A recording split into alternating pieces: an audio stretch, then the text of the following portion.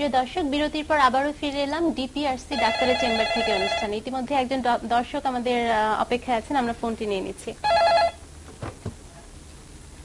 Hello, আসসালামু আলাইকুম। আমি, আমার নাম মোহাম্মদ আবু সাইদ, ঢাকা থেকে বলছি। আমার বয়স হলো 67। আমার 2008 ডিসেম্বর মাসে স্পাইনাল কর্ডের লেভেল C34556 প্রবলেম ছাড়া থাকাতে অপারেশন ছিল। ডাক্তারি বিষয়ে সব অপারেশন করছিল আর কি। তারপর 3 মাস পরে ওনার সাথে দেখা করার কথা, কিন্তু আর দেখা করতে পারিনি, উনি নিজে অসুস্থ। কিন্তু বর্তমানে আমার খুব ভারী, চলাফেরা করতে পারি না, কোনো পেইন টেন নাই, অসম্ভব ভারী, গাড়ার ধরা হয় যে পাড়া দিয়ে রাখছে আর কি। চলাফেরা করতে খুব কষ্ট হচ্ছে। এখন আমাকে কি করতে পারি তো পরামর্শ দেবেন। জি দর্শক, ধন্যবাদ আপনাকে। জি, ওনার যেটা মনে হচ্ছে যে অলরেডি ওনার C4-5 কয়েকটা লেভেলে ডিস্ক প্রলেপস ছিল মেরুদণ্ডে, ওটা অপারেশন হয়েছে। হ্যাঁ, সার্ভাইকেল, ঘাড়ে। তার থেকে হয়তো আগে হয়তো হাত পায়ে সমস্যা হতো, এখন হয়তো ওটা কিছুটা ইমপ্রুভ, তবে সমস্যা পুরো সমাধান হয় নাই আর কি।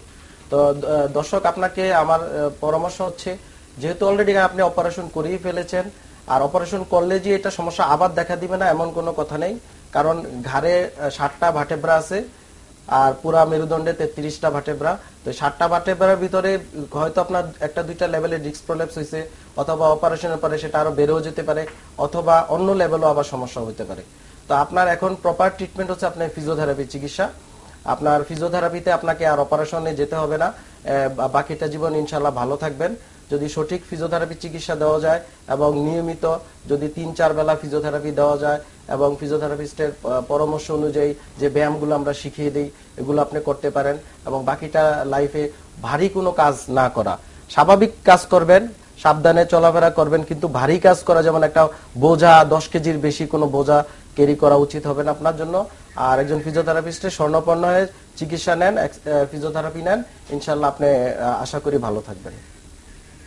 আচ্ছা, আমরা স্ট্রোকের বিষয়ে কথা বলছিলাম, যে স্ট্রোকের পর প্যারালাইসিস হলে তখন মানে কখন ফিজিওথেরাপিটা স্টার্ট করা উচিত? অত্যন্ত গুরুত্বপূর্ণ প্রশ্ন। আমরা আসলে স্ট্রোক হলে আমার কাছে রোগী আসে, দেখা যায় 3 বছর 4 বছর পর প্যারালাইসিস আক্রান্ত, বাসায় শুয়েছিল, এখন পরিবার পুরা তাকে নিয়ে, রোগীকে নিয়ে তারা সবাই বিব্রতকর অবস্থায় আছে, তখন নিয়ে আসে। আসলে ফিজিওথেরাপি চালু হবে দ্য ডে অফ স্ট্রোক, যেদিন প্যারালাইসিস হলো, অথবা যেই দিন সে হয়তো হাসপাতালে ভর্তি হয়েছে, প্যারালাইসিস, এক পাশও নড়াইতে পারে না, অথবা কথা বন্ধ হয়ে গেছে, যাই হোক না কেন, ওই দিন থেকে ফিজিওথেরাপি চালু করতে হবে।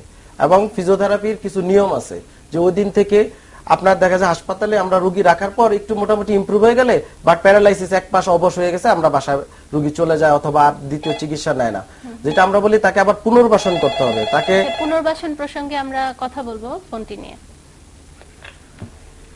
হ্যালো, আসসালামু আলাইকুম। হ্যালো, আসসালামু আলাইকুম। জি দর্শক, নাম বলে প্রশ্ন করুন। আমি শামীম বলছি মিরপুর থেকে। জি, আমার প্রবলেমটা হচ্ছে, আমি স্যারকে জানাচ্ছি আর কি। আমার ওই দু পায়ের হাঁটু এবং অ্যাঙ্কেল, যেটা আর কি ওই যে কবজা, যেটা পায়ের কবজা, তো এটা গত 3-4 মাস আগে প্রচন্ড ব্যথা হয় এবং ফুলে যায়, অনেক ফুলে যায়। তা আমি বিভিন্ন সময় বিভিন্ন অর্থোপেডিক ডাক্তারের কাছে যাই, তারা আমাকে বিভিন্ন পেন কিলার দেয়, সেটা খাওয়ার মধ্যে দিয়ে আমি কোনো ইমপ্রুভ ফিল করি না। পরবর্তীতে আমি ওই ল্যাবিডে ডক্টর হাবিবুর রহমান সাহেব, ওনার কাছে যাই।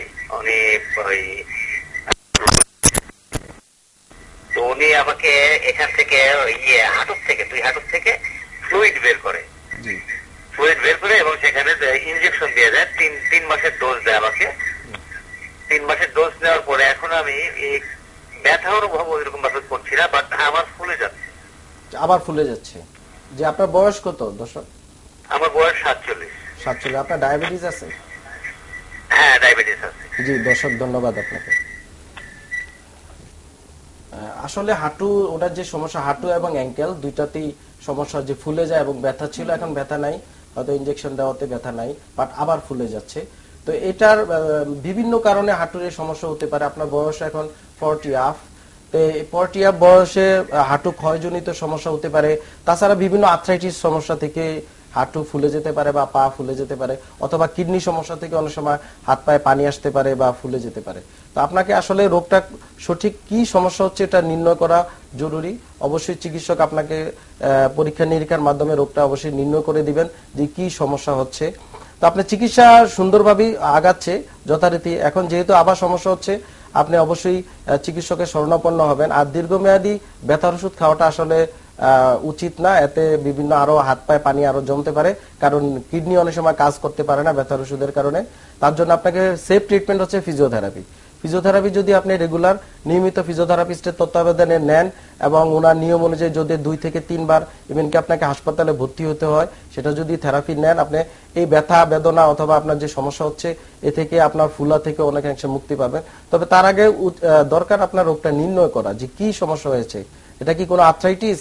আর্থ্রাইটিসের বিভিন্ন প্রকার আছে, 100-র উপরে আমরা আর্থ্রাইটিসের প্রকার আছে, তো ওগুলো আপনাকে নির্ণয় করতে হবে। তো এখন আপনাকে আমার আরেকটা সাজেশন, যে হাঁটু যদি ফুলে যায় যখন অথবা পা ফুলে যায়, আপনি সাময়িক বিছনাতে শুয়ে পা অথবা পাটা উঁচুতে রেখে 1-2 ঘন্টা শুয়ে যদি পা নাড়াচাড়া করেন, কিছুটা ফুলাটা কমে যেতে পারে।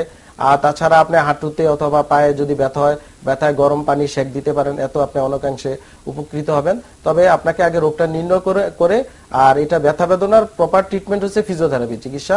এটা পার্শ্ব প্রতিক্রিয়াবিহীন এবং আপনার ফিজিওথেরাপিস্ট আপনাকে বিভিন্ন এক্সারসাইজ শিখিয়ে দিবেন, ওগুলা আপনি করবেন, ইনশাআল্লাহ ভালো থাকবেন।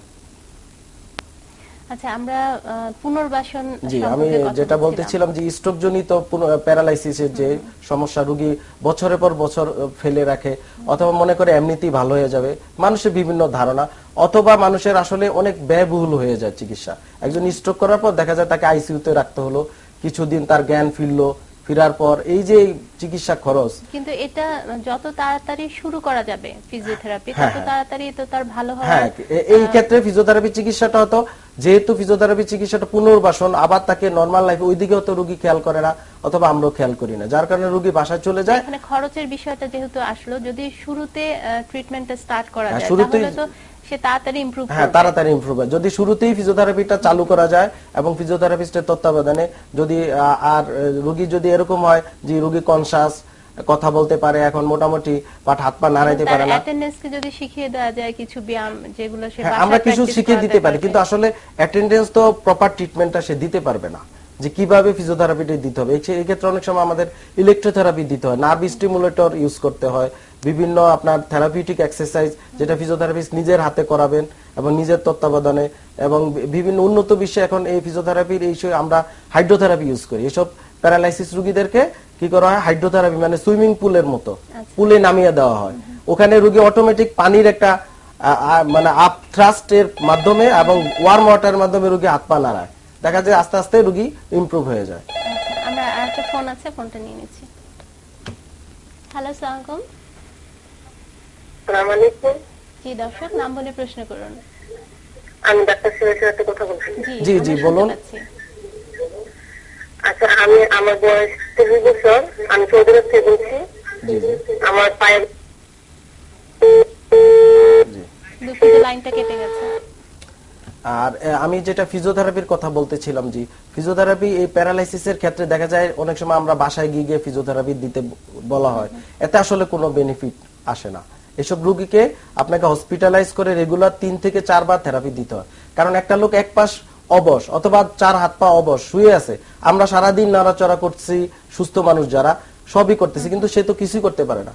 তার দেখা যায় রক্ত চলাচল বন্ধ হয়ে আসে, মাসেল গুলো ওয়াস্ট হয়ে যায়, দীর্ঘদিন পরে দেখা যায় রোগী আমরা যদি হাত পা নাড়াইতে চাই আর পারা যাচ্ছে না, মানে জয়েন্ট গুলা স্টিফ হয়ে যায়, নষ্ট হয়ে যায়।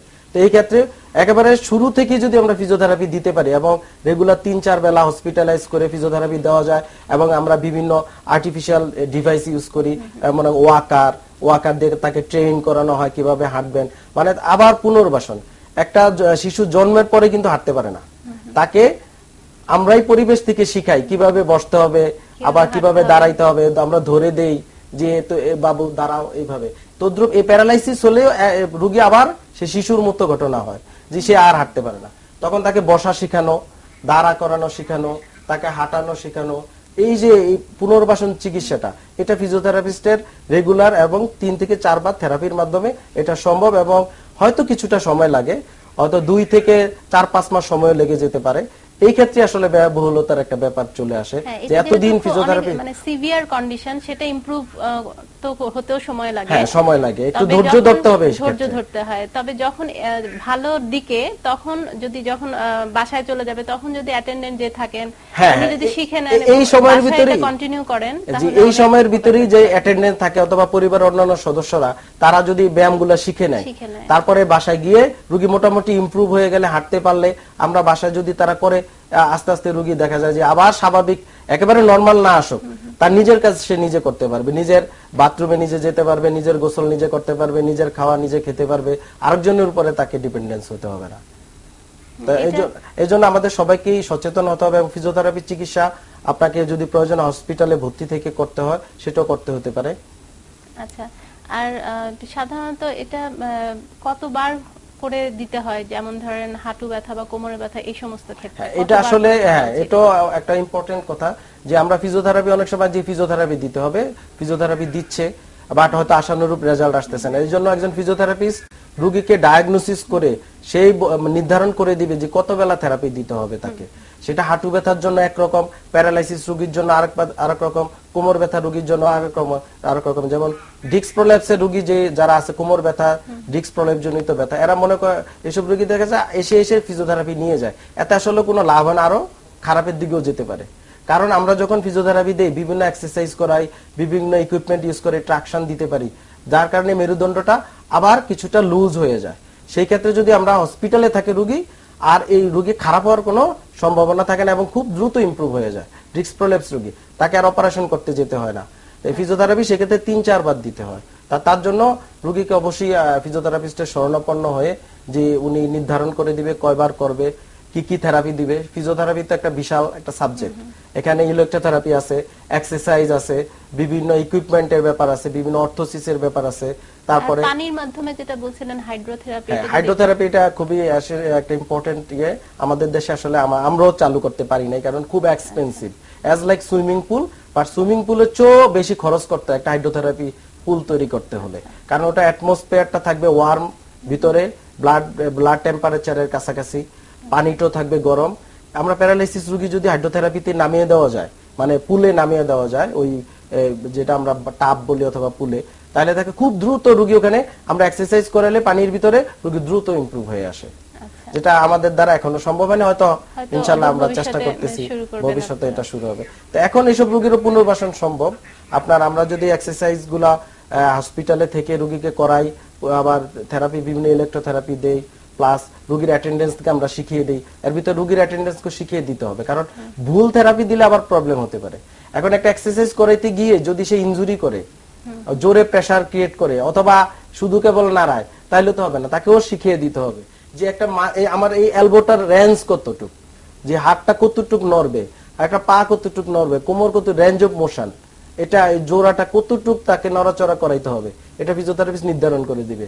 আবার মাসেলটা কোন মাসেলটা টাইট বেশি, কোনটা শক্ত, অনেক সময় হাত এরকম বাঁকা হয়ে আসে, পা বাঁকা হয়ে আসে, এগুলোর জন্য স্ট্রেচিং করাইতে হয়, এক্সারসাইজ বিভিন্ন রকম। তো এটা রোগীর অবশ্যই অ্যাটেন্ডেন্স যদি মোটামুটি শিক্ষিত হয়, আমরা সহজেই এটা তাদেরকে শিখিয়ে দিতে পারি, এবং রোগী আস্তে আস্তে ডে বাই ডে ভালো হয়ে যায়। তবে তাতে একটু ধৈর্য ধরতে হয় রোগীদের, অনেক সময় রোগীর হতাশ হয়ে যায় যে খুব স্লো ইমপ্রুভমেন্ট, আসলে ইমপ্রুভমেন্টটা খুব স্লো। কিন্তু আপনি যদি বন্ধ করে দেন, আপনি 1 বছর পরে 1.5 বছর পরে যদি ফিজিওথেরাপি চালু করেন, এই রোগী কিন্তু পাশাপাশি নিশ্চয়ই সাইকোথেরাপিও দিতে হয়, যে হ্যাঁ প্রয়োজনে রোগী, আর এইসব রোগীও কিছুটা মানসিক ইয়া হয়, আমরা অনেক সময় সাইকোথেরাপিস্টের কাছে বলে পাঠিয়ে দেই, ওই ক্ষেত্রে সাইকোথেরাপি, ফিজিওথেরাপি সব মিলিয়ে আসলে চিকিৎসা। হ্যাঁ, এটা একটা রিহ্যাবিলিটেশন টিম, মানে এখানে শুধু যে ফিজিওথেরাপিস্টই করবে তা না, ফিজিওথেরাপিস্ট তার পুনর্বাসন চিকিৎসাটা করবে, কিন্তু যে নিউরোলজির ব্যাপার আছে, তার ব্রেনে যে সমস্যা, সেটা নিউরোলজিস্ট তার ওষুধপত্র দিবে, কিন্তু দিয়ে ছেড়ে দিলে হবে না, তাকে আবার পুনর্বাসন করতে হবে, তাকে স্বাভাবিক লাইফে এনে দিতে হবে, না হলে তো এই রোগী বসেই থাকবে, বাসা শুয়ে থাকবে, আর একটা পরিবারের উপর একটা বোঝা হয়ে দাঁড়াবে এতে। আর যখন এক সময় দেখা যায় রোগী নিয়ে আসে, তখন আর আমাদের কিছু করার থাকে না, জয়েন্ট গুলো নষ্ট হয়ে যায়, মাসেল ওয়াস্ট হয়ে যায়, বিভিন্ন সমস্যা দেখা দেয়। আচ্ছা, আমরা অনুষ্ঠানে একেবারেই শেষ প্রান্তে চলে এসেছি। আপনাকে অসংখ্য ধন্যবাদ জানাচ্ছি মোহনা টেলিভিশন এবং দর্শক শ্রোতাদের পক্ষ থেকে। আপনাকেও ধন্যবাদ, আর মোহনা টেলিভিশনকেও ধন্যবাদ। প্রিয় দর্শক, বিষয়ভিত্তিক আলোচনার পাশাপাশি আমরা চেষ্টা করেছি আপনাদের প্রশ্নের উত্তর দেওয়ার। সময় স্বল্পতার কারণে আমরা সব ফোন নিতে পারিনি বলে আন্তরিকভাবে দুঃখিত।